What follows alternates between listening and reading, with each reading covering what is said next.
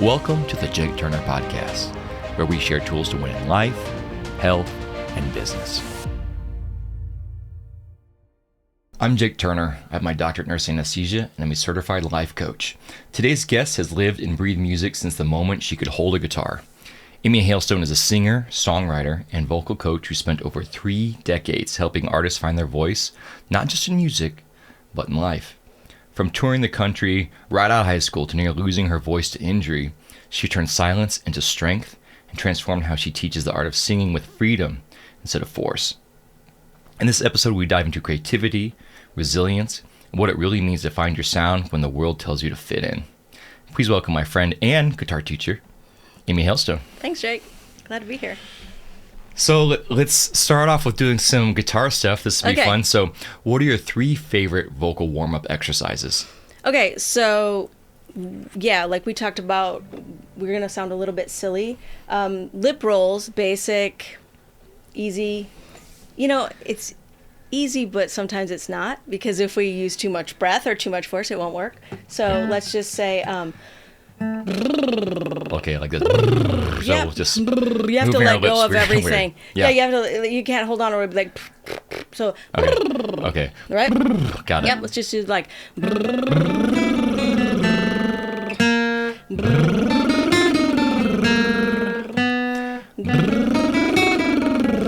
Okay. And we'd go on, right? Yeah. So, what else? Right. The other one would be sirens. Okay. So we'll just like let everything go, and so you start low and go high and then back down. So like.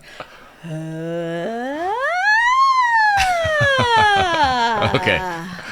Let's do it. Let's do it together. Yeah, let's do it. Feel my voice cracking. Yeah.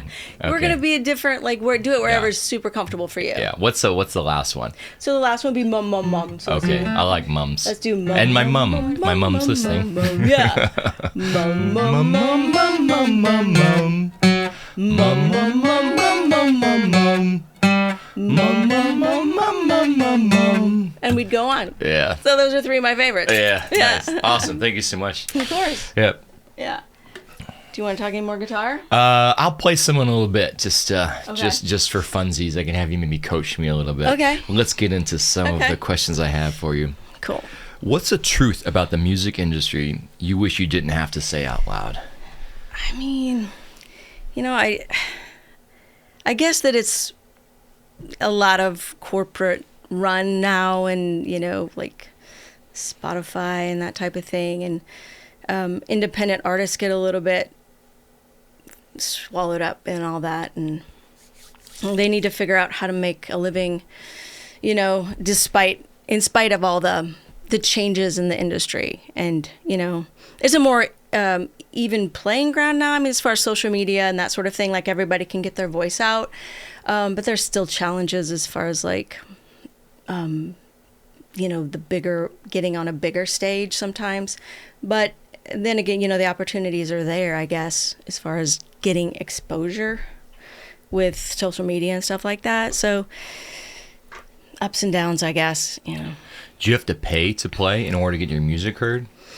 I think some people, like, I don't do that, but yeah, I think to get on some playlists and stuff like that on Spotify, I think there's some, maybe like, I don't really know that part of the industry, but I think, yeah, that you can, that situation exists, you know.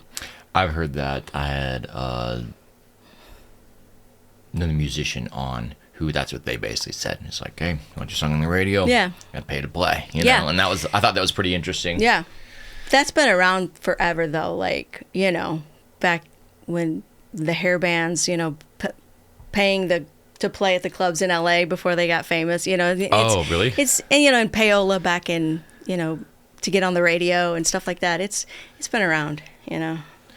Do you think the corporations are just taking all the artists' money? I mean, that's a simplistic way to say it, but yeah, I think Spotify, yeah, I mean, yeah, in a way, yeah, for sure. They pay pennies, you know, on a song that they're, I don't know. Again, like the numbers, I don't know, but generally, yeah.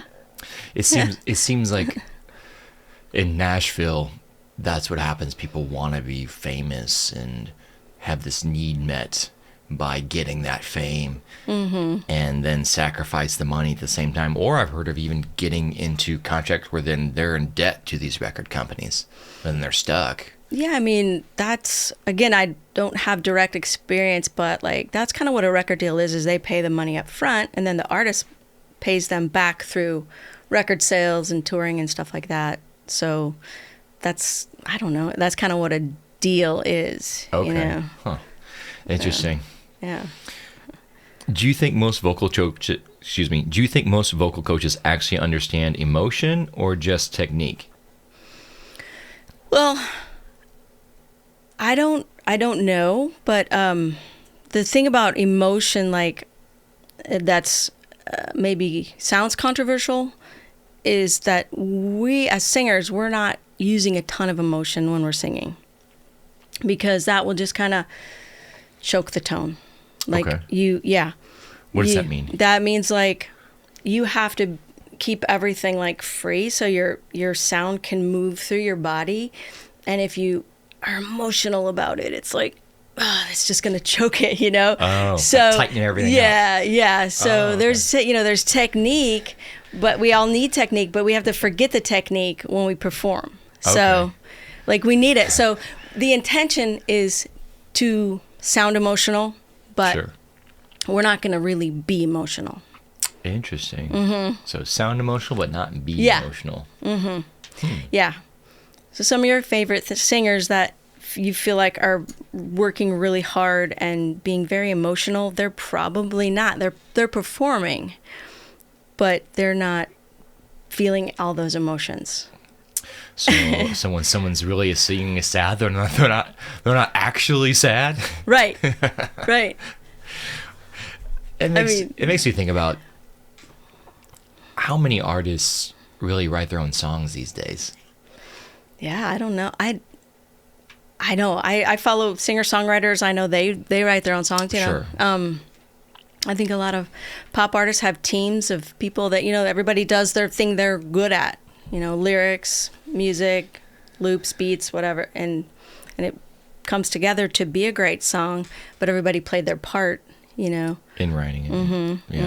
Or producing. I feel like it takes away a little bit because as someone's singing a song about breakup, you know, there's tons of that, especially around Nashville these days. If someone else wrote the song, it's like, oh, like if the person singing it is in a very happy marriage and they're singing a breakup song, it's like, well, wait a minute. Like, where's the, I feel like the artistry is lost a little bit, where it's like if they're not actually singing, like they didn't come up with it, you know, I feel like it takes away from it a little bit personally. Yeah.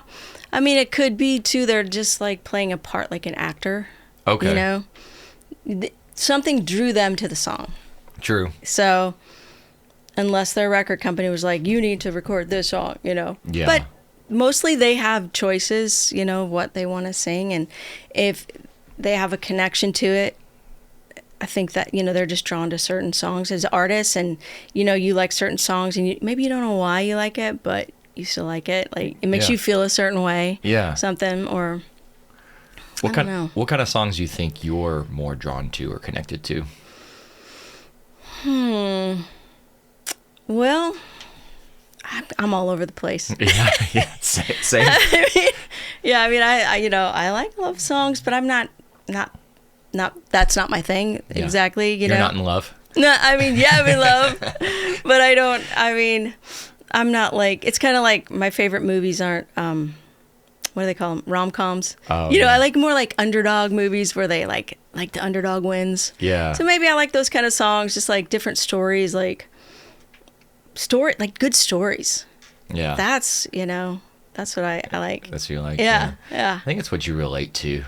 Like, I like love songs if I'm in a relationship. Otherwise, I'm like, intensifies it, right? You don't. It's just reminding you're not in a relationship. You're listening to a love song. Yeah, true. You can almost do the opposite. You just love song, like, someday that would be nice. You know, like, could kind of manifest it in a way, I guess. What moment made you realize music wasn't just something you loved, but something you had to do? I think there wasn't like one moment. I think it's just like, that's what you are. That's just what, like there are no other, you're not thinking like, well, if I don't do that, I'll do that. You're just like, no, this is what I'm doing, and, and of course I've had to do different things, but it's like, that's the one thing that stayed, true. That's, I'm a musician. So that's just what it's like, I think there's no one thing. I think when I was 4 years old and want to play piano, I'm like, okay, Right. So that's like, since you've known those since like you're really very, very young, 4 years old, like, oh, yeah, music, this is what I'm doing. Mm-hmm. Yeah, that's cool. Yeah. That's amazing. Yeah. Not a lot of people have that. It's always people are exploring what do I want to do with my life, and that changes sometimes. Yeah. So knowing that from a young age I think it's really cool. Thanks. Yeah. It's awesome. Yeah. If your best advice about creativity and confidence really worked, why are so many talented people still afraid to share their art? Well, I don't know. I think, everything runs on love or fear. And like, if they love music, but they're fearful of what's going to happen if I put something out and get criticized, or if that's bigger than the love, then it's just insecurity and being a little afraid, Do you think that was what it's more about? Is that someone is putting out something that's genuine, authentic to them, and then people aren't going to approve of it, so maybe they think they're not approving of themselves? Yeah, it's that fear of that. What if I'm not accepted? What if I'm criticized? And then what? Well, really, then nothing really, but it's like we build it up in our minds like, oh my God, that'd be the end of the world. Mm-hmm. And so it's a scary thing. And art is a scary thing, to put something out in the world. You don't know how people, and you just have to believe in it and love it so much that you put it out. Yeah. It's that thing. It's like, it could go, it could go bad, True. I feel the same way about content. It's like, I don't know, if you're secure in yourself, like I am, mm-hmm. It's, some people are going to not like you, and some people are going to like you. Absolutely. And ideally you want to be polarizing in a way to where, not to be antagonistic, but magnetic in a way that you're attracting the right people towards you, that you want to be part of your tribe or work with you, or whatever it is your purpose is. Yes. You can't try to please everybody, Yeah, then you please nobody. Yeah, exactly. So, yeah. You started performing right after high school. Mm-hmm. What did that first tour teach you about chasing dreams and risk?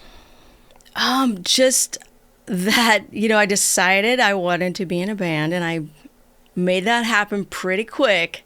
But then it was like, this is sink or swim. Like, I have to learn these songs really quickly and play them like tonight, and that was like very much a lot of work and stuff. And basically it just taught me, like, if you decide that you're going to do it, you somehow make it happen. Like, I don't know how I survived those first few weeks learning songs quickly. I did what I had to do, and it ended up being a benefit of, like, I learned how to learn songs, that sort of thing. Yeah. You learn skills to keep you going. So do you have to learn a song and then perform it, like, very quickly? Because you joined another band? Is that what happened? No, I was in the same band, but like, it was, so basically it was like 4 sets a night. Okay. Sounds like a lot. 6 nights a week. So what does that mean? Like, how many hours of work of it? So it was like 4 45-minute sets. Oh, okay. Gotcha. So that might be like 40 songs.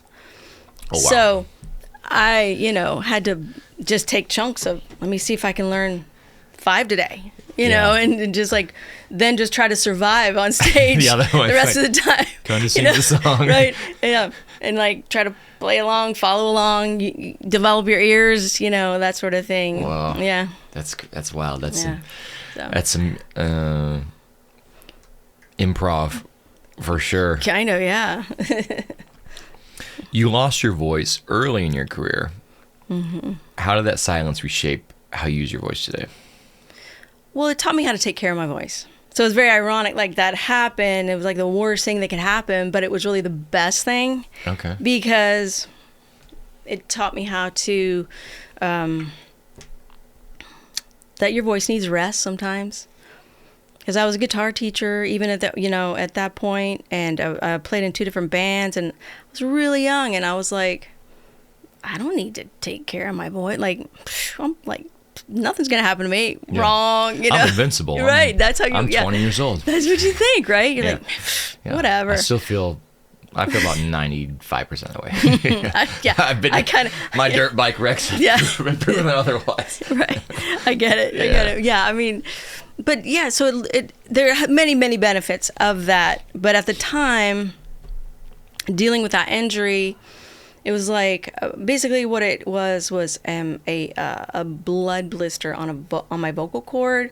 So if that burst, that could leave a scar on your vocal cord, and then your cords will never come together cleanly again, So there was that fear of, what if that happens, and then that ruins my singing voice? And so I had to be silent.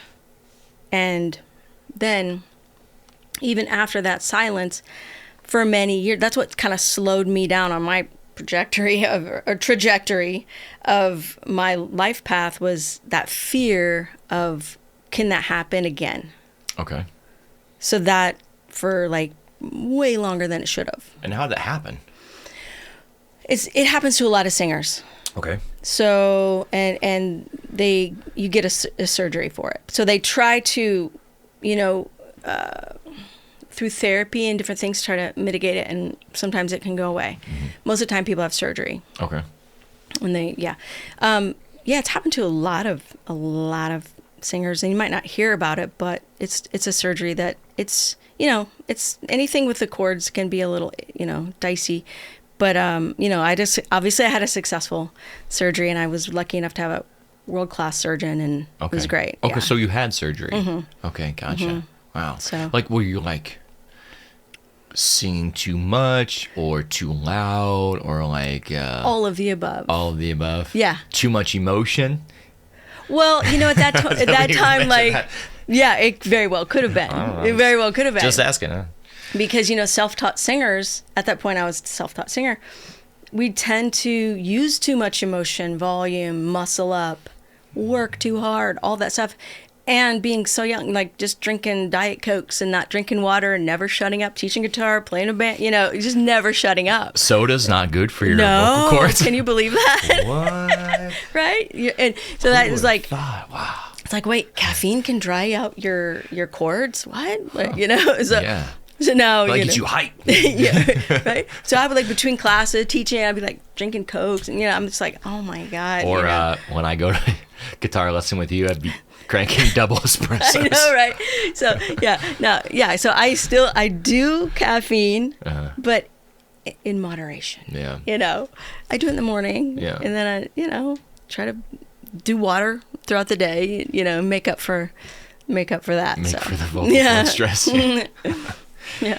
If you go back to the version of you who lost her voice and whisper one thing to her, what would you say? Well, I would say it's going to be okay, because at that point I didn't know. I would say it's going to be okay. And don't be so scared in this near future here, because that really slowed me down. I would say just have faith. It's going to be okay. Just keep going. Just keep going, and don't, because I created a lot of extra tension of worry. Just calm down, just let it go. Let things happen as they will. Have faith that everything's going to be okay, and it will. Yeah.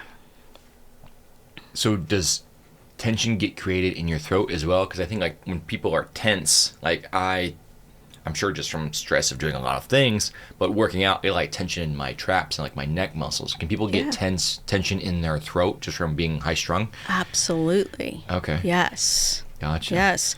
And so I, in trying to protect, would create tension. Okay. And sometimes people will talk in a high voice to protect their voice. Is that right too? Yeah, more here. Nasally? Mm-hmm. Okay. Yeah. Rather than bringing that chest up. So everybody has a natural place. Right now I'm just speaking in my natural tone, and it's right here. Right. So sometimes if people are tired too and they just keep going, the voice can fall where it's a little bit more like it's a little bit lower and it's a little bit more throaty. And if I keep talking like this for a long time, that's not good, you know. And we'll create tension, and you're just trying to you're trying to work above it, and it just kind of feeds on itself and creates more tension, you know. Well, or like makes me think of using vocal fry to like warm up your voice, just if you're tired. Yeah. That's just like, which can be good. Like this, you know, like some people do it on purpose. If you talk like that all the time, and so I think it's a little. It'll dry your cords out. That's a little weird. I can tell when I'm waking up, my voice is a little more like, like raspy and things. Sure. And probably not the best time to perform either. Right. No. In the morning. It's not. I mean, you know, some people are great at it, but yeah, for me, like. I was talking about that in a podcast one week. I'm like, finding the best times to practice for you. Like for me, I like to sing after 10 a.m. It's just more comfortable. I can do it before 10 a.m., but it's not the best time for me, you know? Yeah, I feel like most artists don't wake up before 9 a.m. That's just almost impossible. Yeah. It's just part of the creative lifestyle for whatever it is. Yeah. So who taught you to like sing? Like who was your coach? And it's like, who's the first coach that taught you to learn to teach like vocals? So I had therapy at Vanderbilt, the Vanderbilt Voice Center, and then I had a teacher named Phoebe Binkley, and she was really great. My first real coach was Brett Manning, and he really opened up the world of singing to me. And then I was with him for so long. He's a great coach. He's just a great man. And then of course Ron Browning. Oh, you know Ron. Yeah, I did do a lesson with Ron. Ron is, I mean, these guys are world-class vocal coaches, you know, and having studied with them, I just feel so lucky. And yeah, Ron really taught me how to sing. Yeah, Ron did a lot of stuff with like, what are some of those popular? So many. He's got so many big clients. Singing, because who did he work with? Like, didn't he work with Carrie Underwood?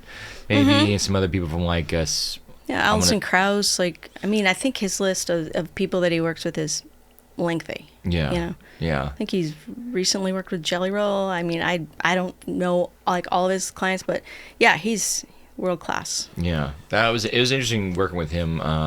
The one time I did, one of my friends had bought me a vocalist with him, and it's cool to see. It's like I like, of course, dabbling and learning all different things, you know, and I really like enjoying our lessons when you're doing a mix of guitar and some voice stuff, you know, because ironically, like you start playing guitar, and even if like something you're playing sounds really good, people be like, "Wow, that was great. Can you just sing now?" Yeah, right. You know, we talked about this. That was really good, but now I want to need you to do more. Yes, we need more from you. We need. Okay, well, I thought the like, guitar part sounded really nice, right? But yeah, you know, you're good at both, you know. But I understand your point of like, okay, we work to do this craft, and then we do the, but like people just like, what else? What else can you do? You know? Right, exactly. Yeah, you get the singing part down. Like, well, did you do like a couple dance moves? Right. With it, you know. Yeah. For people listening, which you could, by the way. I'm not the best dancer, but I've taken some dance lessons. Yeah. I'm curious to give the people listening or watching their perspective. What's it like to coach me?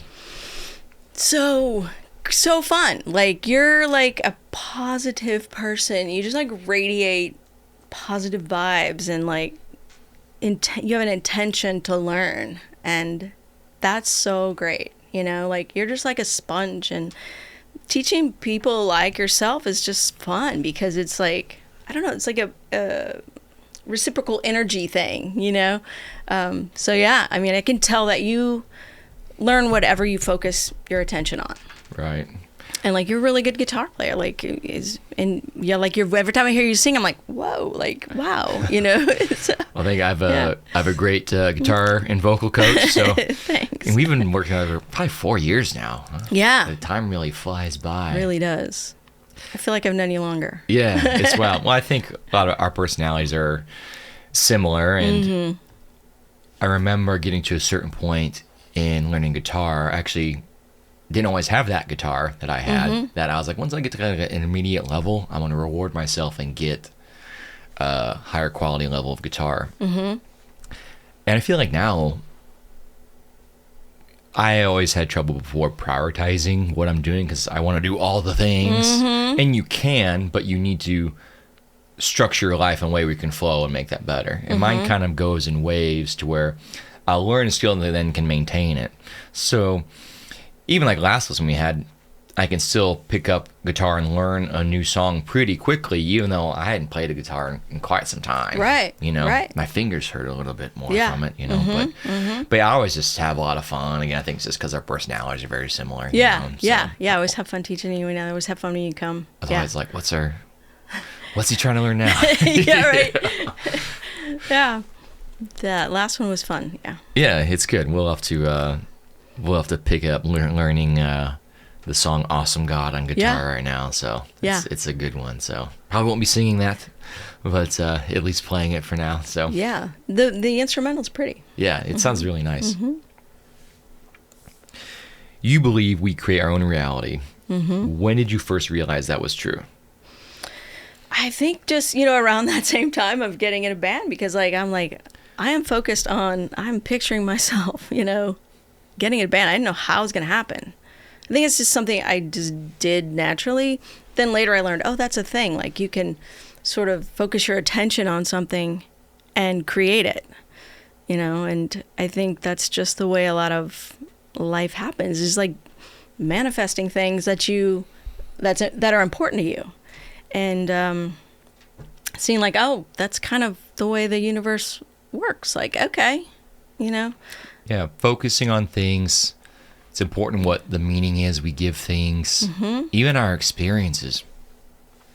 I had recently, I'm always traveling. I'm very blessed for that, and I think it's because I make it a priority, right? Yes. It's what I know these things. Yeah, move. sorry. No, it's all right. The other one came off. Let me move this. The handle came off the other day. We had them repair it because I just. Geez. Well, they really just had got these chairs, and so for it to break, we haven't even got to podcast 10, and the chair's breaking. Like, what the heck, Right. But yeah, what focus and meaning we give things is what we can create our experiences. And so what I mean by that is, when I travel, I'm very aware and enjoy the fact that I'm creating new experiences and memories and making new relationships. And that is the most valuable thing to me. Where someone else I know, their perspective on traveling is, it's all the same. It's just food and pictures and going from place to another. Yeah. And I told him, I'm like, bro, like we need to talk. Yeah. Totally different perspective. It sounds like something else is going on right in your life. Yeah. Is a relationship bothering you? Because it sounds there's something. Let's dig deeper. Something heavy is causing this perspective to be on everything else. It's where it's something very enjoyable.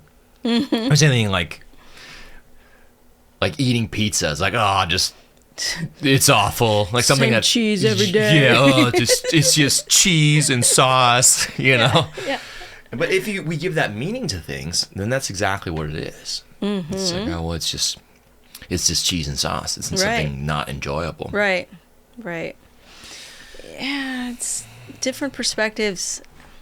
I don't know. Like, I think some people tend to have more of like a victim mentality, and some don't. Like things are always happening to me. Where it's like, okay, well, what can you do? You got to change something. Right. You got to change something. So. Right. Exactly. Where before we started recording, you're talking about that you're more of someone who focuses on the future. Yes. Rather than the past. Yes. Why is that? I just think there's the past it's done. Like, I'm thankful for a lot of the things that happen. Like, I think everything happens for a reason, which sometimes sucks, but I think it happens for a reason. And like, take what you can, learn what you can from it, and move on. And like I'm thankful for everything that's happened, but I never want to live like, you know, in the past, like, remember that time? Remember that I was saying, like, remember that time? No, I don't. Like, I'm focused on next week. Right. You know, I'm not what happened 10 years ago. Yeah. I think, too, if you're always learning something new, your brain at a certain time is like, look, I can only have so many lights turned on at the same time. Absolutely. We're going to have to shut some of these off because... That's a good point. I can't remember certain memories. Mm-hmm. I don't know, because I'm always creating a lot of them. That's a good point. Well, I mean, even though they are good memories, someone might say something to me like, oh, yeah, I actually do remember that. Yeah. Or I feel like I remember quite a bit of stuff, even if I'm pretty intent on it. Like, I study a little bit of Spanish every day. Yeah. And I still remember the majority of it, to where when I start to use it, I'm like, oh, okay, I can have this conversation. Mm-hmm, mm-hmm. And I think it's important with a skill to learn something and then maintain it. Right. It's some memories, though, yeah. Yes. Especially if they're unpleasant. You just forget about them. Yes. Now, it's hard to forget about others.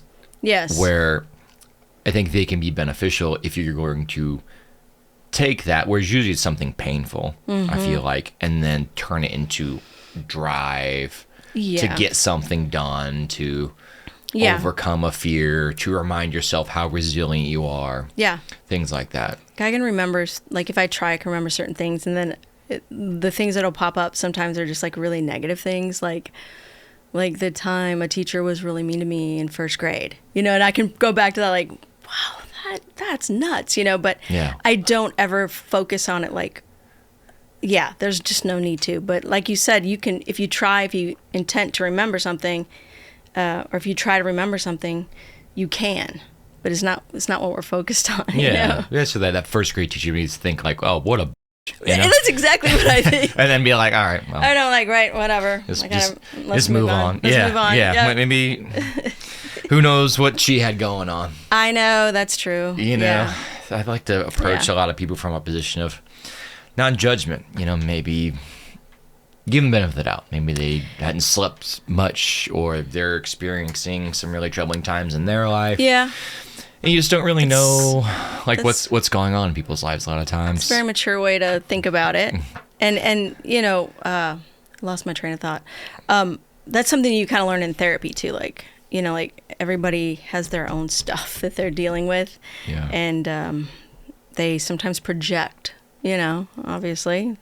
Like, maybe she would, like you said, maybe she was having a terrible day or whatever. Yeah. But, you know, when you're kids, everything's a big deal, you know. Yeah. Well, I think even as a kid, you think that the teacher, like, in first grade, like, oh, this person lives at this school, and they don't have, they don't have a life outside of it. This is where they live, and where they are all the time. You know?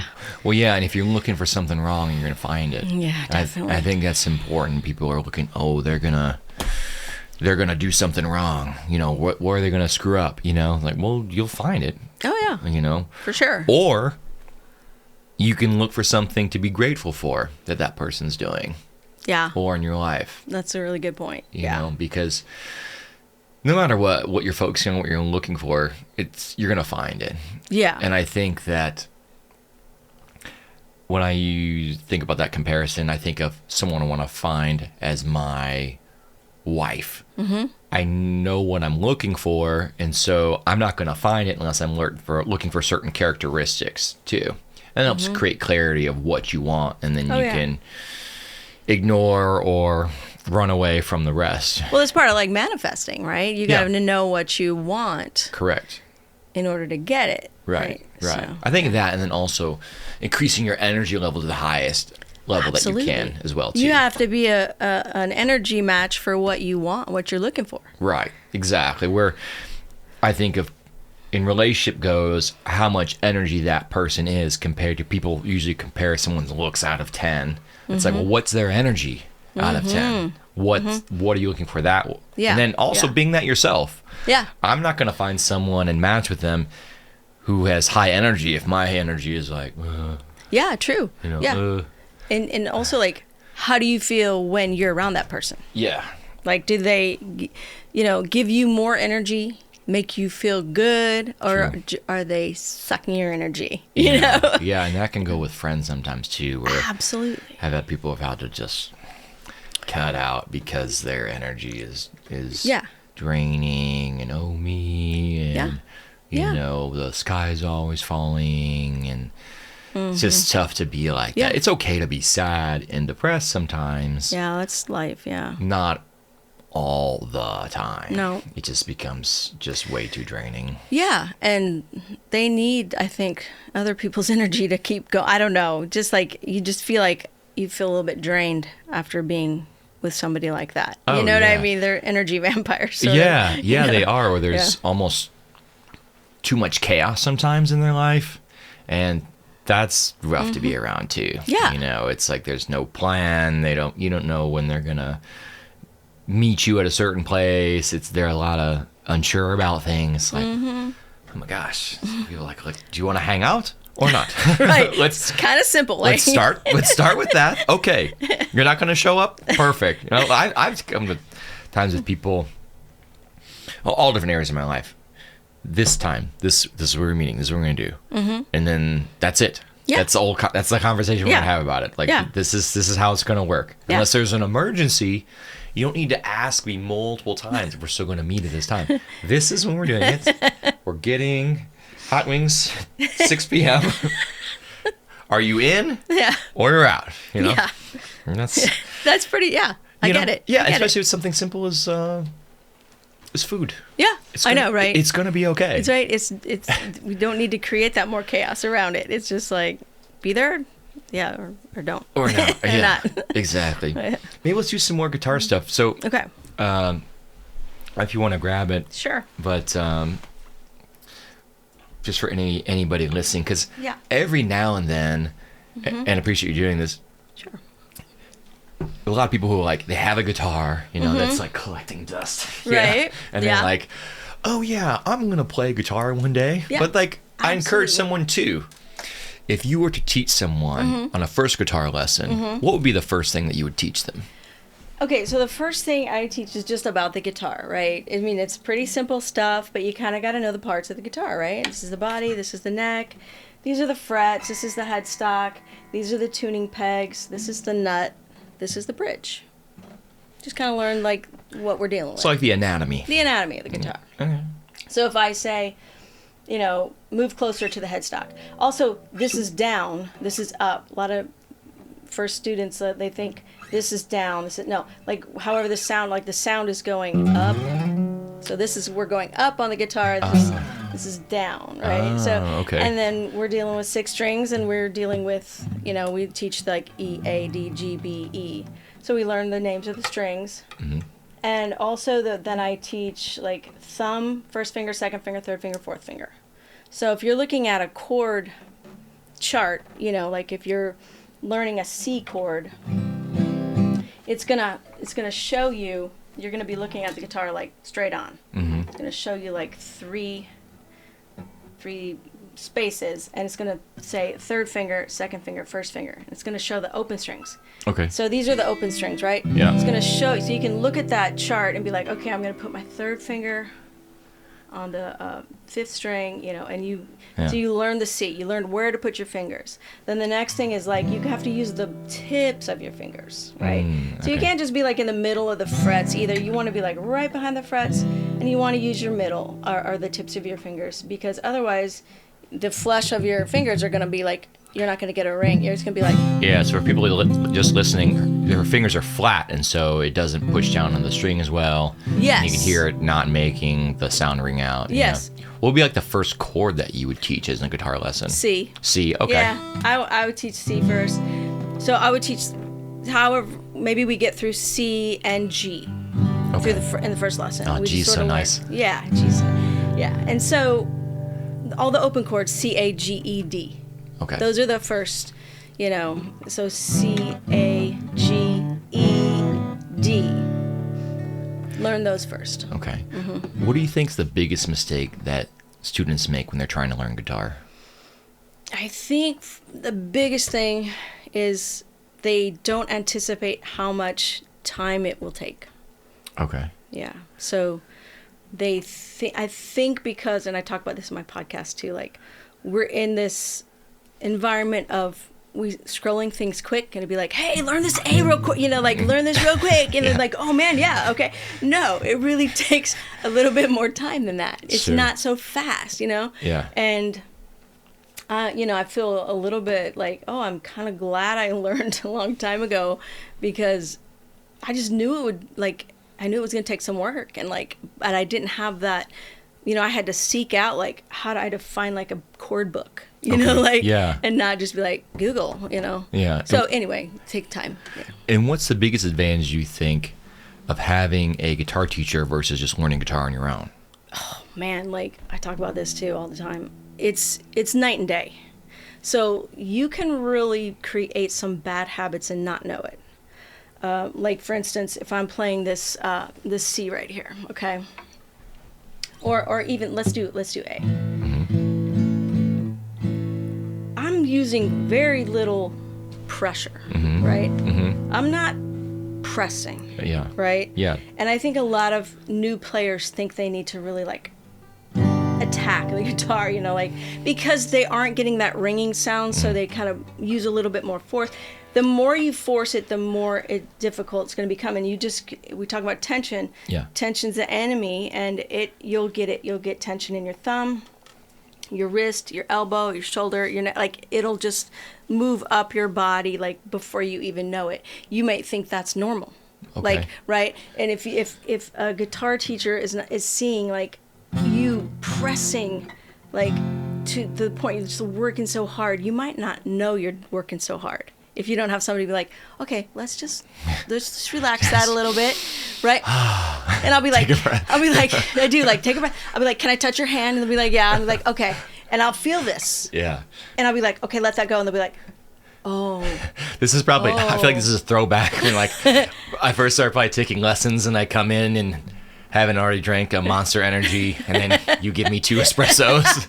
Why am I so tense? Yeah, I don't know. I have no idea. I don't know. You're just like, why can't I play it? No. I want to learn 4 songs. I got to go to a dance lesson. I'm going to start a podcast. Yeah, that is you. That is totally me. That's so funny. But yeah. Definitely need a teacher because you do not know what you do not know. And I always say that I'm telling you that as a teacher on the internet. I can teach you on the internet, but you won't really know until you're face to face with somebody and they can see that your shoulder is like this, right? Yeah. Or you're it could be a myriad of things, but we don't know it because we don't yet know what it's like to just be in that place of relaxation and letting things happen. I don't know. Having that outside help, invaluable. It makes me think of a story of stone soup.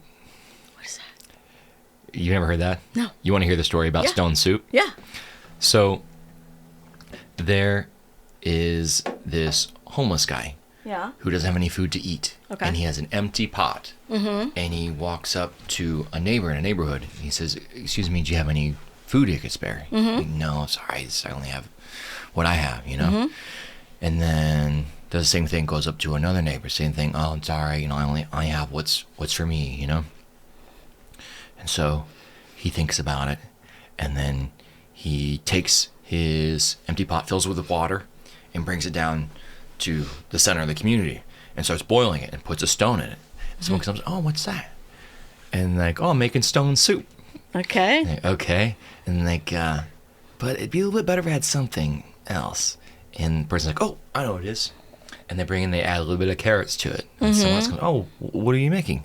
And they're like, oh, you know what? It may be great if we add just a little bit of meat, And then eventually people come, and then there is a soup that they have, and then they can share. And so the moral of the story is that as everyone comes together and add a little bit of their own thing, then you can create something beautiful. And in this case, soup that everyone could share.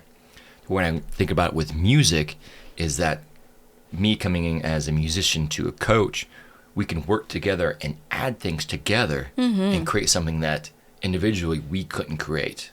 Absolutely. Does that make sense? Yes. Yeah. Yes. So, absolutely. I just heard that story. For sure. That's a great story. Yeah, I like it.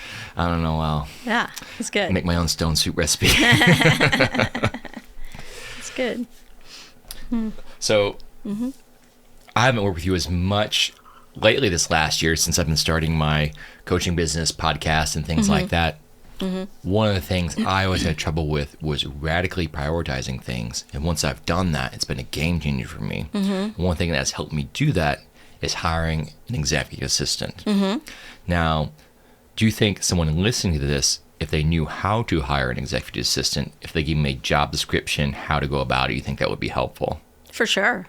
If you're watching this, go to my Instagram at Jake Paul Turner, DM me the word executive assistant and podcast, and follow me, and I will make sure to send you the job description and the process of exactly how I hired an executive assistant. Nice. While we're at it, you have a podcast as well, too. Yes. Can you tell people how to find your podcast, how to go and find to hire you? Not when I'm getting a lesson, but right. when they can hire you to be a vocal coach, guitar coach. Yeah, for sure. I mean, just amyhailstone.com/services if you want to book a lesson. My podcast is called Groove Sing and All the Things, and it's on YouTube and then all the the Apple, Spotify, all the things, all the places. But I just talk about learning to play and sing, and just like trying to, tips to stay positive, tips to stay, motivated and stuff like that. And it's just something fun. I've been really enjoying doing it, getting some good feedback on YouTube and stuff. So yeah, my YouTube is Amy Hailstone Studios for my teaching, and then just Amy Hailstone for my artist stuff. Okay. Yeah. Awesome. Yeah. Yeah, that's great. Yeah. So hope to visit me. Yeah, exactly. So. Do you think most artists today are too sensitive or just too distracted to develop real mastery? I think it's distraction. I think it's kind of like we talk about. It just takes a little more time than we think, because of the fact we see so much every day coming at us. We have to just focus on the one thing, put the time in, create the muscle memory. It just takes a bit more, I think, than people realize, because of our nature of everything coming to us quickly. Yeah. I mean, if you think about it, like, what can't we have delivered to our door so easily? Just because I had this problem yesterday, firewood. Oh, really? I mean, okay. you can certain types. Okay. But okay. Yeah, I pay attention to a lot of detail and things in my life. You know that. Mm-hmm. And so I was going to buy some firewood for my fireplace, and I'm like, what's the best or optimal firewood I can get? That's just the way I think, yeah. And I guess cherry wood's really nice, but you can't necessarily order that. So maybe tomorrow I'll go and get some cherry wood at a place in Nashville. That sounds nice. Yeah. Like it'd be like smell good or something. Like romantic or something. They used to have birchwood at Home Depot, but that sounds good too. That smells really good, and that's hoping okay, wood smells. Yeah, I'll just buy that. But they don't have that anymore. But even just having that fireplace is really nice. Like I have like a gas strip, and then when I light it, I can still burn real wood on it. Nice. And so. Yeah. A hard thing for me to do that I've gotten a lot better at is just shutting down to where I'm like, I've done enough for today. Yeah. 10 things out of my 15 on the to-do list. I can just chill out and be grateful for that and relax. Yeah. You mentioned something about the one thing people need to just focus on. Mm-hmm. I'm making my own version of a journal that is actually just about focusing on doing one thing a day. That's like what the most important thing that people need to do, but they avoid. And I feel like once people do those things, it's just a game changer. There's usually like one thing people are avoiding doing. Yeah. And it just weighs on you more if you don't do it. Like, it's just like adding, like sometimes if you would just do it, things would be easier. Yeah. I mean, I'm the same way. Yeah. Is there anything you're avoiding that you want to share that you like be like, you know what? Or Or if you got it done today, that you like, today was a really successful day. That's the one thing I needed to do today. I mean, there's things like, I still have like some thank you notes to write, things like that every day is on my to-do list. I'm like, why can't I just get it done? And it would be so much easier if I would just do it. Yeah. And it wouldn't be like hanging over me, Yeah. I think setting a time limit for those things and just think, like I said something recently, like the thing you're avoiding, you probably only need 30 minutes to do it. Or even if you worked on it for 30 minutes, you probably get a lot more progress on it than you would think. You'd be like, oh, you know what? Maybe I'll only have another 30 minutes and it's done. Yeah. Versus comparatively, how much time are we actually thinking about doing that thing? I mean, if that's been on your to-do list for a while. Yes. And I have things like that on my to-do list that I keep reprioritizing them to where like my journal, okay, we'll get that project done. But ironically, it can kind of go at the bottom of the list compared to the podcast or working on a website or things like that. Oh, yeah. Yeah, just definitely blocking that time out. Just putting it on your calendar too. Like you said, most of the time it doesn't take as much time. Or even like 5 minutes of focusing on something. You can knock pretty much a lot of stuff out, like picking up a room or something. Like, you know what I mean? Like you can get a lot done if you just be like, okay, I'm gonna give myself 5 minutes. Yeah, and not putting too much pressure on yourself. Like, all right, we'll just do this. Yeah, that's really important. Like just letting things flow a little bit more. Yeah. Yeah. Yeah, and I like to stack habits. Like, if I'm doing some cardio at the gym, that's very low. Like, I'm on an exercise bike. It's low stimulating. I'll study some Spanish. However, if you're trying to do, like, lifting weights and supersetting and doing abs in between and then trying to study Spanish in between. Yeah, that's rough. That's too much. That's too much cognitive load to where then you're going to create even more stress than, okay, well, you just do your whole workout. Yeah. And then study Spanish for 5-10 minutes. Yeah. Yeah. Fine. They're done. Yeah. Done. That makes that sense. That makes sense. For sure. I want to change gears a little bit. Okay. Or change gears a little bit. So I haven't seen you for a while. And one of the things that happened in summer is your dad died. Yeah. How have you been doing since then? Pretty good. Ups and downs. Yeah, overall, surprisingly well. But like I'll get really fast anger or fast sadness out of nowhere. I just have to deal with that. Yeah. And I think that's just grief. Yeah. Popping up. And just dealing with that a little bit, starting a little bit of some therapy and just to kind of deal with that. But overall, surprisingly okay. Yeah. But I get sad and get angry and all the things. Yeah. You don't have to talk about it as much as you're comfortable with talking about. What do you get angry about? I think just the fact that all of it. Just like angry that he's gone. Yeah. Yeah. Yeah. Yeah, absolutely. Yeah. You went through, I'm probably going to say this wrong. Okay. But it was like a Hoffman experience, is what I'm trying to say? It's like that week-long thing. Do you mind talking about that? Did I tell you about that? A little bit. Okay. But I think it'd be interesting for people to hear about some of the experiences and changes you had through it. Yeah, and then I want to tell a story after that about my own dad. But yeah, the Hoffman Process is still going on. I mean, there's several places throughout the world that they do it. I think 2 or 3 in America. I went to, I think it was Sonoma. Yeah. What is the Hoffman Process? So the Hoffman Process is, that's a hard thing to put it. Is it's been so long since I've been immersed in their lingo, but it's something about negative love. Like, I don't know. It's like you go there and you process things. Like some people have a lot of trauma to process. I didn't have that, but I had my own stuff to process.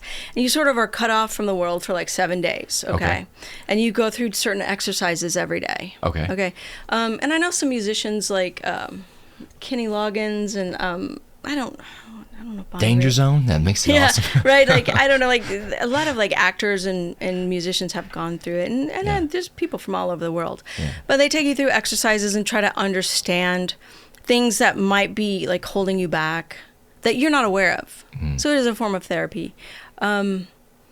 Yeah, and it does make you realize certain things going through, like when you said that teacher might have been having a bad day. So you kind of learn things like that, like everybody's the way they are for a reason. Yeah. And you can't control them, but you get skills to how to control yourself and your feelings about things. But it was a really overall very positive experience. It was very odd not to, have access to your phone or speak to anybody for like a week. You're like immersed in it. Yeah. But I think it definitely, I would suggest anyone do it that feels like they need to. It was a really good experience overall. Yeah. And one of the exercises I think you told me about, but I know they had some of these other personal development exercises. Yeah. Is you have like a pillow.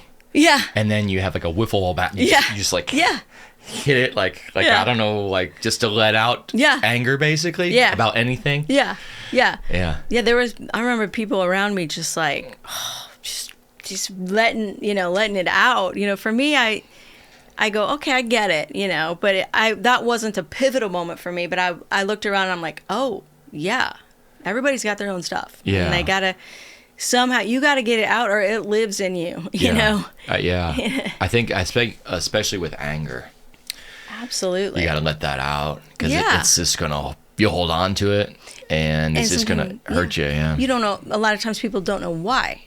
Right. They don't know why they're angry. Right. Or they have like something a heavy in their chest or something, or they're dealing with it, but they can't deal with something and they don't know why. It's a lot of things happen to us before the age of 8, or and that sort of set us up for adulthood. And that's a lot of things, like they talk about like your inner child and stuff like that at the Hoffman Process, and how they're still with you. Yeah. It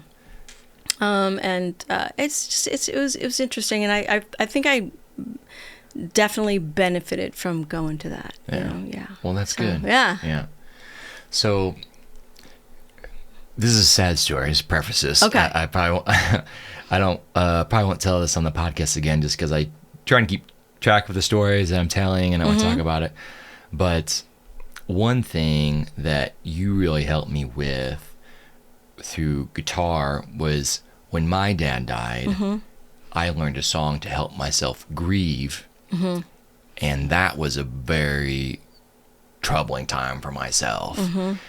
And looking back, I wonder if learning that song or playing it helped me, I think, at the moment. Then eventually I didn't play the song anymore because it then would just make me sad. To where I think sometimes listening to sad music over and over again, like for a short amount of time, okay. Yeah.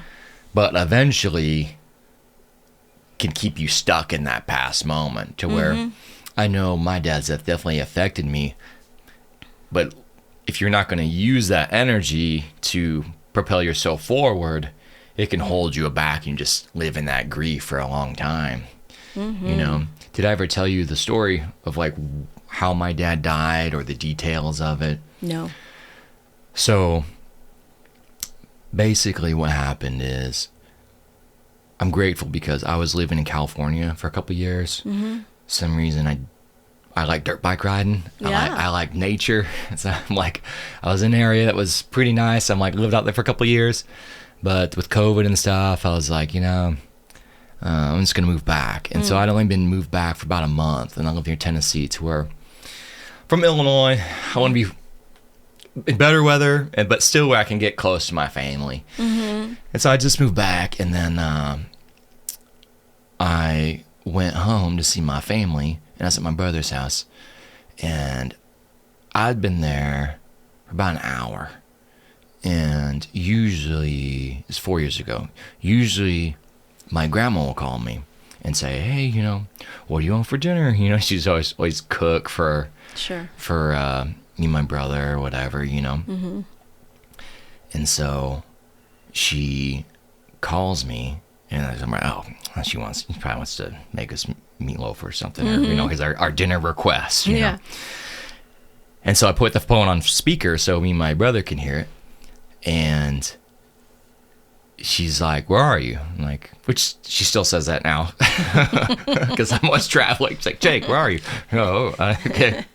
And I was like, oh, I'm at Josh's.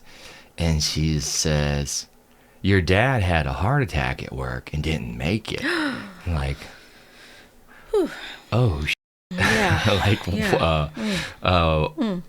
that's, no, I'm can't supposed to be be right. making my request for dinner. Yeah. Yeah. Yeah. And so we were just like, oh my God, what now? You know? And so it's Yeah. just, I remember saying like, where is he? Yeah. Like, he's at this hospital. It's like, I'll call you back. Yeah. And then, oh my God, just crying, you know, and then, called my mom, and she, you know, they haven't been together for a long time, but, you know, couldn't believe what happened, you know? Yeah. And then, and the next step is like going to go see him at the hospital. And we went to this hospital where I used to work there. And so we go to the emergency room, and there's a room where he is, and we're sitting in the chairs outside, basically waiting to go and see him. And it was taking quite some time. And so I finally went back up to the front and was like, hey, can, you know, I talk to someone? I used to work here. I just want to, like, can we go see him? Yeah. Because this is getting to be Yeah. just it's too much pressure, too much tension, you know? Yeah. And so we finally get to see him, and oh man, he was just, I remember seeing him. He was super dead. I mean, he looked like his face looked like the color of the swallow. He was blue, and I remember just like, it hurts so bad. Yeah. I remember Yeah. talking to my mom, like, this hurts so bad. Yeah. Yeah. And Yeah. Yeah. just didn't know what to do. And then you know, I remember my grandma, she didn't want to see him, and it's hard for her to, I think, just to grasp what was going on, Sure. you know? Sure. And then you leave, you know? Yeah. And I was shaking him, you know, trying to Yeah. like wake him up, you know? And it's like, it was like real life Lion King, you know, where he's like trying to wake his dad up, wake up, you know? Yeah. And he, you know, of course he wasn't waking up, you know? And he hadn't been sick or anything.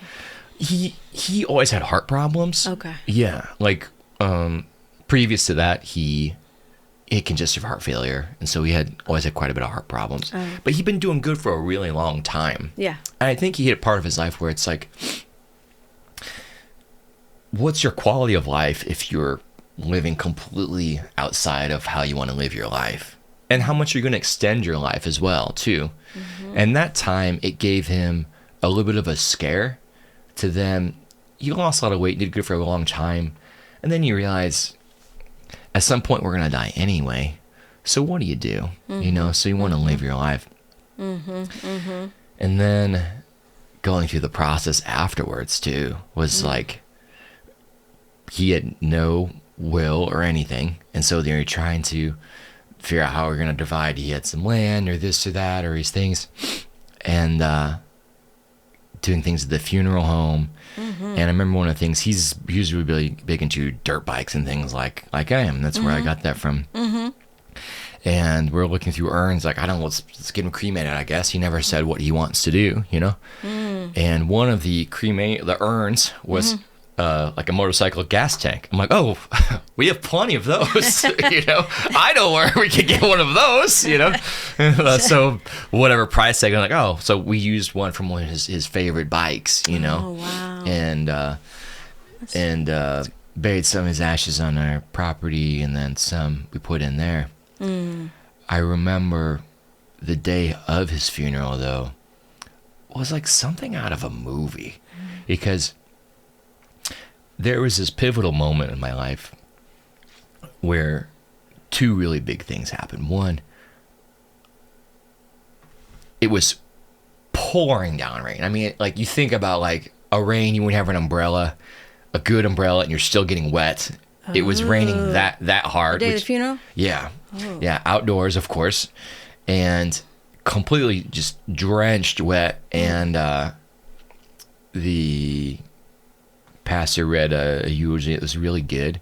And then my dad liked going to like Scotland when he was younger, and so he liked bagpipes. And so he played this like bagpipe song on his phone, and it's pouring down rain, and I'm holding my dad's ashes in a gas tank. I'm like, this is like what the like this is the most this is the most sad I've ever seen or experienced. Yeah. Wow. And then the second thought I had was a much more empowering thought. Okay. And I thought, as soon as I get over this, I'm going to use this to drive myself forward. And I did. And when you have these super painful moments in your life, you can choose how you're going to react to it. I could always be thinking about him and thinking painful and why and all these things. Or I could use it to propel myself forward. And I think that is one example of different painful experience I have had in my life, and the mindset that I have around things, that I can reframe them and use it to push myself forward. Yeah. I think that's great. I mean, one of my dad's best friends spoke at his funeral, and he said he talked about how, like, my dad was like, he's like, I never met anybody like him before. He's just like so, charismatic and stuff. Yeah. And he said, if there's something you want to do it because time runs out. Yeah. And so I try to think about that. Like, let's get some stuff done. Yeah. Because you never know. Yeah, you never know. And you always think there's more time. Yeah, that's the thing you do. The days are long, the years are short. He always wanted to go to like Costa Rica and go dirt bike riding somewhere, or come down and visit me here in Tennessee. And you always think there's more time. Yeah. And things can happen, whether it's someone's age or their illness, or I can be a little wild at times. I could wreck on my dirt bike and not make it. I've had that happen to some of my friends, and you just don't know what's going to happen. I know. Car accidents. I mean, anything these days is. You just got to really value people and your time, and just go for it. That's why now one of my goals is to travel more with my mom, because I'm not going to make that same mistake. And if you want to do something nice for someone, the time restraint on that is real. Yeah. And there's nothing you can do about it. No. And you don't know what that time is. So true. It's so true. It's like, just get stuff done. Like, do it. Yeah. Go take the trip. Yeah. I want to play real quick. I don't know if we don't have to cut for a second, but you want to hand me my guitar? Yeah. I can see if I can remember the song that I played that I learned when I was getting over my dad's death. And this is probably going to, I sound a little rough here.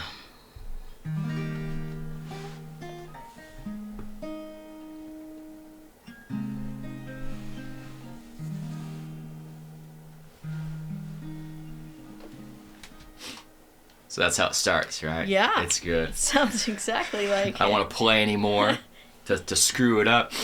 But we were talking about earlier focus and meaning. Yeah. When I first started traveling with one of my friends, I'd play this song, and in my mind, this song, here, I'll give this back to you. In my mind, this song was very sad and heavy. And that's the meaning I was giving it. Yeah. However, to my friend I was traveling with, he's like, oh, that kind of sounds like the Folger song. That's funny. And I was like, okay, I can see it. I can kind of see it. It's like it's a little, right. It's a little like bright. Yeah. If you play the first strum of it or whatever.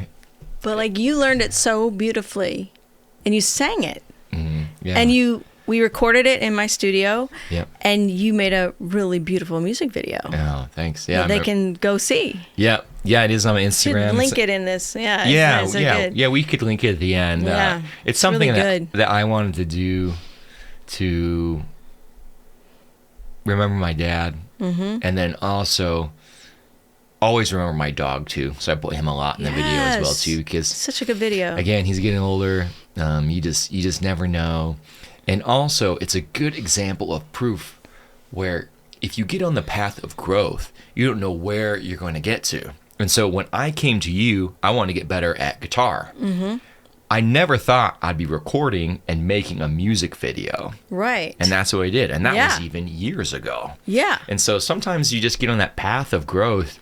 Yeah. And it's amazing where you can show up. Yeah. And end up in the long run. Yeah, because you were in a studio playing to a click track. Right. And this is a new experience. Yeah. And then recording your voice. It's like click to keep you basically on beat. Yeah, I remember that. But you got into it real quick, and that's the thing, you never know. Like going to the Hoffman Process and whatever, like you never know where you'll end up, I like that. Yeah, thanks. Yeah. I'm glad I could share that story. Again, it's not something that I want to share all the time, and no, I mean it's shocking when stuff like that happens. It's awful. It's a good reminder that life is short and to live in the moment, and it's okay to sit in that, but then to heal from it. Because you want to be sitting here thinking of that all the time, every day, or people think, oh, no one will understand me. My situation's so different, which I'm sure there's going to be other people listening to it. Something similar happened to them, whether it's, a parent or a friend or different things. Everyone has really difficult times in life, and I think we're better off focusing on what we have similar versus what we have different. Absolutely. And that's what a lot of people don't think about. They want us to be divided these days and think we're so much different than everyone else, when really our human experience is very similar. Traveling, people have a lot more in common than we have different. Relationships, food, our health, we're all struggling with the same things. There's different things in culture that are worth exploring, experiencing, I think. But just again finding that common ground and what's seeing the world, seeing the humanity of like you said, we all want the same things. Just live a good life, Yeah. On an island, ideally. Sounds good to me. The good life. You're right. But... What's something you've changed your mind about in the last 5 years when it comes to teaching? I don't know. I think maybe, I wish I would have started teaching online a long time ago. Really? Why is that? I think, because I always thought better in person's better, But I think I can, at least get out there to more people, and maybe that can result in more one-on-one lessons, but also teaching people that just want a little bit more broad things, getting it out there. And I wish I would have got on that, not be a late adopter, have been an early adopter to teaching online. So now I'm a big fan of it, especially with Zoom and stuff like that. That's ideal, really. With guitar, it's not super ideal. Even it's you want to be able to reach out and touch. Oh, you got a lot of tension here or whatever. Yeah. But if you and I are in different states or whatever, we could still have a lesson. Yeah, of course. So something like that. If there's a teacher in Europe you want to study, or have a Spanish tutor in Europe, you could do it. Yeah, true. So just that, I wish I would have gotten on that train a little bit sooner. Yeah, I think we underestimate the impact we can have on people online. Yes. Even someone watching this podcast can get a vocal and guitar lesson. Yeah. Briefly. Yeah. Right? Yeah. I mean, absolutely. it's just free of charge.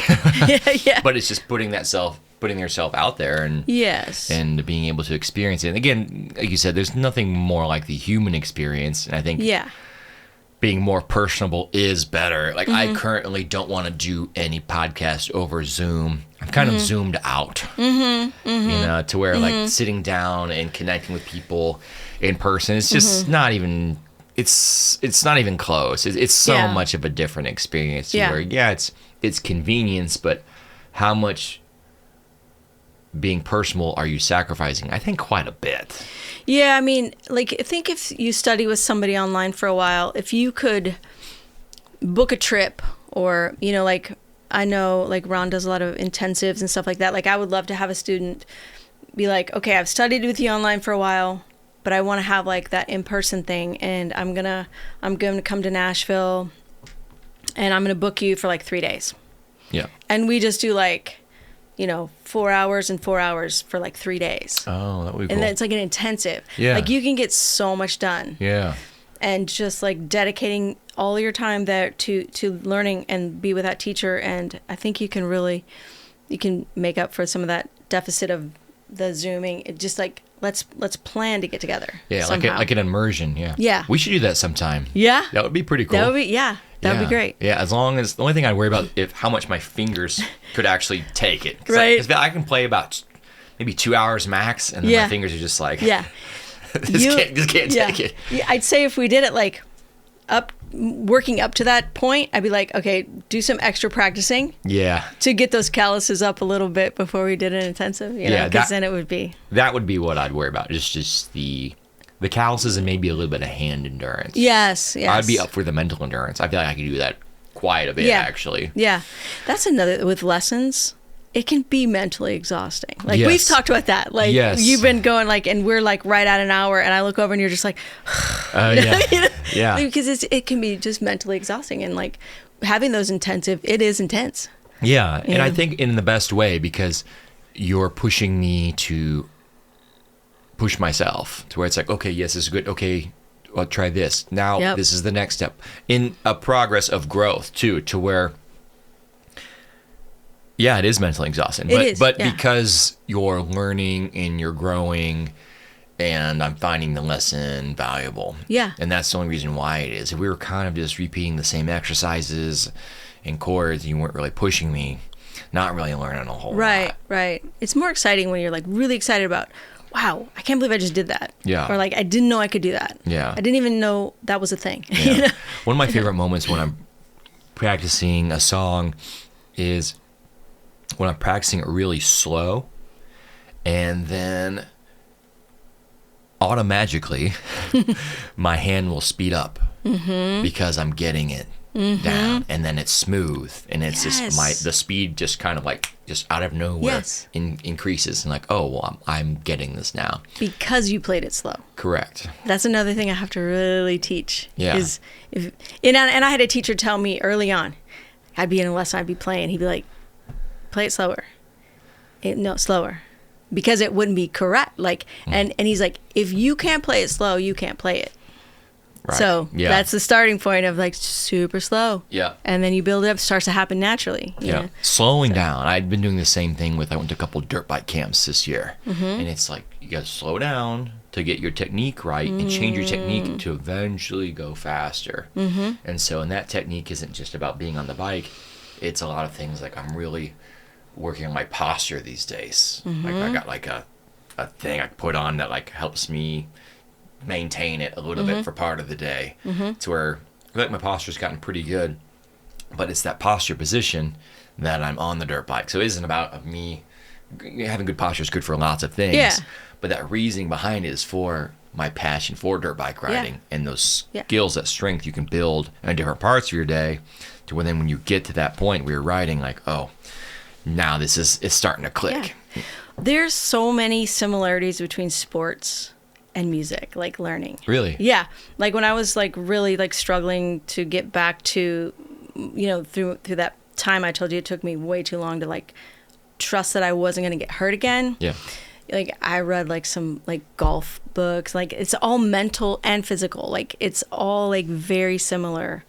Mentally you have to be, I don't know, you just have to free yourself up of so many things. Yeah. You know, and and you can get hooked up on so many things, like with your golf swing or like singing or playing or riding the dirt bike. You have to have certain techniques. Yeah, for sure. And then you have to have your mind free of like bad self-talk. You know, Yeah. like, am I going to fall? Am I going to do that? Yeah, Am I gonna, too much tension. Yeah, right? tension. So Tension's the holding that too much tension enemy. in certain areas of your body. Tension's the enemy of everything. you Yeah, know? it really is. Yeah. So anyway. Let's see what other questions I have for you.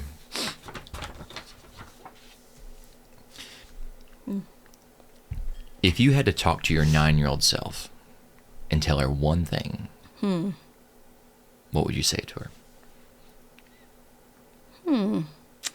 I'd say, again, you just keep going. It's gonna be okay. Like everybody, just keep going. That's the thing, you know. Even if you don't have a role model right now, just they'll come. I mean, like, you know, teachers will come and things come in your path. You know, like just set your attention and go. I don't remember a lot about being that age, you know, but Yeah, me neither. I would say just set your attention and things will fall into place. Did you always have to seek out mentors to learn things?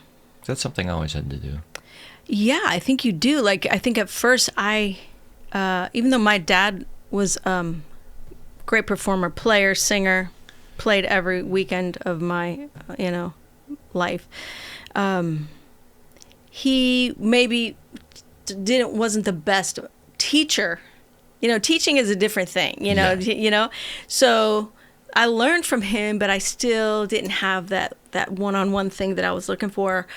So yeah, I actually started studying music when I was still in high school. Okay. So I guess, yes, I'm seeking teachers, right? So, and I talked about this on a podcast too. Like I started going to the community college 2 nights a week. Okay. And that was my agreement with my parents, like, because I could graduate early because it was just easy to get credits, Yeah. And so I was going to like graduate and like, I'm out. I'm going to go play guitar, and my Bye. fees, right? Yeah. My parents were like, okay, if you stay, just do your work, it's enough to pass, you can go study the music at the community college. So I loved that. Nice. So I was like on campus, like I felt like people respected me. I felt like a more grown up than I hated going to school. I hated high school. I felt like, why are these people telling me what to do? I didn't like it. Yeah. And so that Prom. was, yeah, oh God. Ugh, the worst. Anyway. Yeah. But yeah, so I guess I was seeking out those and I loved those teachers at that school. And I'm on the dean's list here at the community college, and I'm just like, whatever, getting by in high school, like whatever. Yeah. I was like, I had fun friends in high school, but I did not like to be in high school. Yeah. So I could not wait to get out of there. So anyway, yeah, I'm seeking out mentors. I'm seeking the teachers. Then I went to play in that band and was learning the whole time, learning. And then when I felt I wasn't learning anymore, then I went to a music school and I learned music. And so it was just like, yeah, I think you have to seek out people. You can't do this stuff on your own. Yeah. I just don't really feel like you can. Yeah, can you imagine what your life would be like if you never had a vocal coach? I know, because I lived that. Yeah. I lived that already. And no, you got to have a mentor. It just makes the biggest difference in the world. And I'm so thankful to, For that, yeah. Yeah, Ron and Brett and everybody that taught me, my guitar teachers at the community college, and just, so grateful for my teachers. If someone watching this was on the fence about getting coaching from me, what would you say to them? Like, get off the fence. Like, do it. Like, take that chance. Again, what do you got to lose? You got to keep moving forward. And you are a fantastic coach, positive energy. Like, you just know how to get stuff done. You know how to teach people to use their time wisely and all the things. Like, just do it. Yeah. I appreciate that. Yeah. So we come to a time of the podcast what I like to call rapid fire random questions. Okay. So asking random bunch of quick questions and just say your responses. Okay. It's the first song you ever learned on guitar. Oh. Johnny Be Good, Chuck Berry. Johnny Be Good. Mm-hmm. Yeah, cool. Coffee, tea, or straight to the microphone in the morning?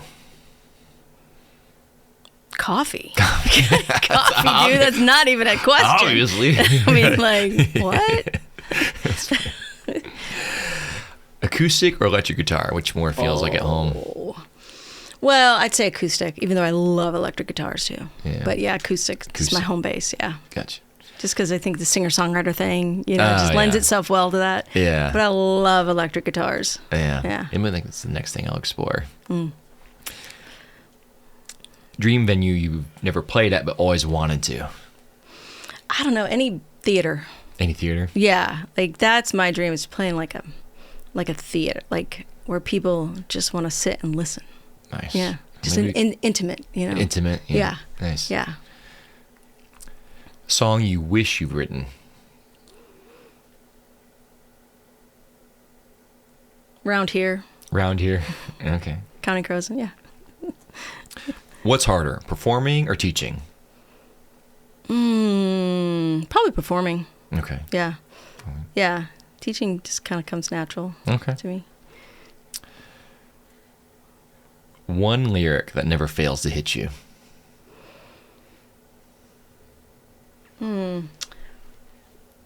Probably Round Here. Round Here, okay. Probably like, step out the front door. I mean, yeah, it just, that whole song just hits me every time. It's good. Yeah. Which remind me, I have an AI song I want you to listen to after this. Okay. It's really good. Okay. Who's your singing in the car artist? Counting Crows. Counting Crows. Yeah. Fair. See a theme. Yeah.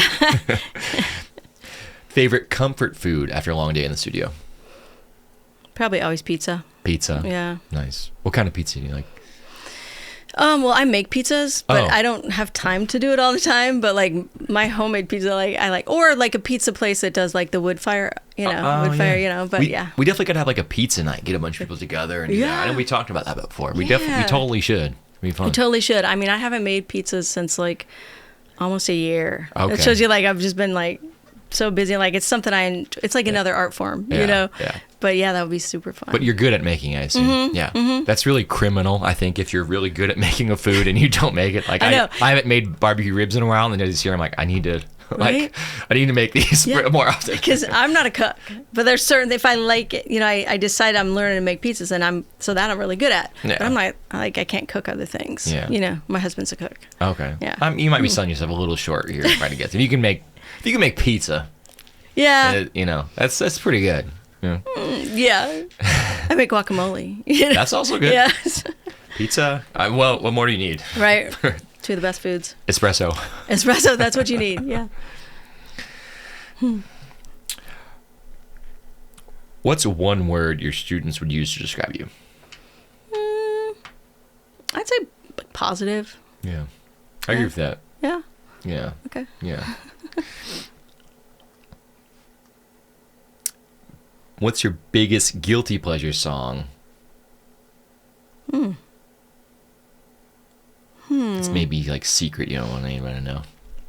Oh, probably like something Aretha, Okay. something just like, Aretha hit, I don't know. Yeah. Like Natural Woman or something, Yeah. Secretly a banger. Yeah. All right.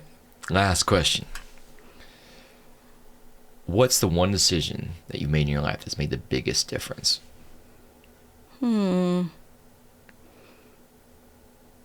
Probably just to keep going when, I told you I had the setbacks and stuff.